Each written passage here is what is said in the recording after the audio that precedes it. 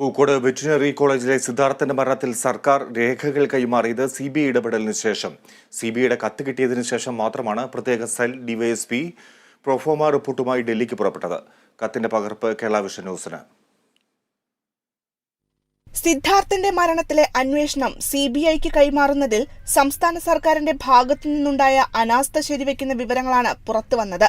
രേഖകൾ ലഭിച്ചില്ലെന്ന് കാട്ടി ആഭ്യന്തര സെക്രട്ടറിക്ക് സിബിഐ തിരുവനന്തപുരം യൂണിറ്റ് അയച്ച കത്ത് കേരള വിഷൻ ന്യൂസിന് ലഭിച്ചു. മാർച്ച് 26-നാണ് ആഭ്യന്തര സെക്രട്ടറിക്ക് സിബിഐ കത്തയച്ചതെന്ന് രേഖകൾ വ്യക്തമാക്കുന്നു. അതേ ദിവസമാണ് പ്രത്യേക സെൽ ഡിവൈഎസ്പി ശ്രീകാന്ത് രേഖകളുമായി ഡൽഹിക്ക് പുറപ്പെട്ടതും.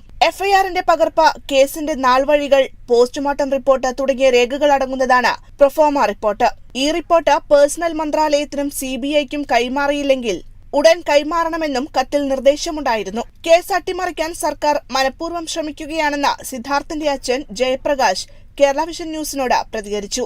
മനഃപൂർവ്വം ചെയ്ത് തന്നെയാണ്, അത് അട്ടിമറിക്കാൻ വേണ്ടി ചെയ്ത് തന്നെയാണ്. ഞാനതിപ്പോ ആദ്യം മുതലേ പറയുകയാണല്ലോ, കേരള സർക്കാർ ഈ സിബിഐ അന്വേഷണം ഏതൊക്കെ രീതിയിൽ അട്ടിമറിക്കാൻ പറ്റുമോ ആ രീതിയിലെല്ലാം അട്ടിമറിക്കാൻ ശ്രമിച്ചുകൊണ്ടിരിക്കുക. ഇല്ലെങ്കിൽ അവർക്ക് എന്തിനാ കൊച്ചിയിൽ അയക്കേണ്ട സാധനം മാറി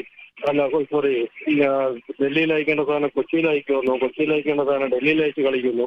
അത് ചെയ്തുകൊണ്ടിരിക്കുന്നത് അറിഞ്ഞുകൂടാത്തതൊന്നും അല്ലല്ലോ. മനഃപൂർവ്വം ഡിലേ ആക്കുക, ഇല്ല മാക്സിമം തെളിവുകൾ നശിപ്പിക്കാനുള്ള ടൈം കൊടുക്കുക.